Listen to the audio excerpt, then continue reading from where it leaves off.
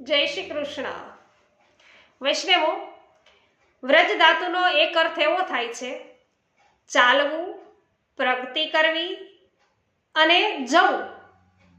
તો વૈષ્ણવો, એનું રહસ્ય એવું છે કે વૈષ્ણવો, વ્રજ તમારું નિજ ધામ છે, એ તમારું સાસરું અને પિયર બંને છે। માટે વ્રજ તરફ જાઓ, વ્રજમાં જ ચાલો, વ્રજના અલૌકિક તત્વને છે એ સમજવામાં તમે આગળ વધો, પ્રગતિ કરો, એવો અર્થ પણ થાય। સાથે સાથે વૈષ્ણવો, વ્રજ ધાતુનો બીજો એક પણ અર્થ થાય કે પધારવું, પહોંચવું, દર્શન કરવા એવો।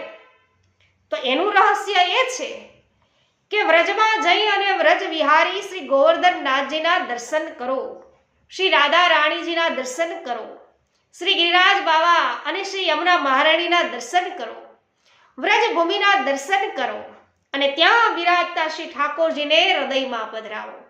તો વૈષ્ણવો, આવા તો અનેકો અનેક વ્રજના અર્થો છે, મહાત્મ્ય છે, એનું રહસ્ય છે। તે વૈષ્ણવો, આપણે બધા સાથે મળી અને આવો જ વ્રજનો મહિમા છે વૈષ્ણવો સાંભળતા સાંભળતા વ્રજ 84 પરિક્રમા કરવાના છીએ। તો પુષ્ટિ સત્સંગ ચેનલને અવશ્ય સબસ્ક્રાઇબ કરી લેજો, જેથી સાથે મળીને આ વ્રજ પરિક્રમાનો આપણે આનંદ લઈ શકીએ। હું સજની સાચી વાત કહી રહી છું। અલી સજની, ક્યારે ગોકુળ જઈશું? નંદ કુંવર છે ની વાટ જુએ છે, તો પછી ક્યારે મળશું?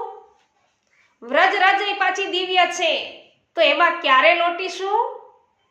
જમનાજી પાછા ભરપૂર વહી રહ્યા છે, જમનાજી છે ભરપૂર, તો પછી ક્યારે પાન કરીશું?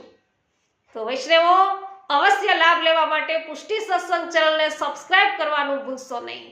સર્વને મારા જય શ્રી કૃષ્ણ।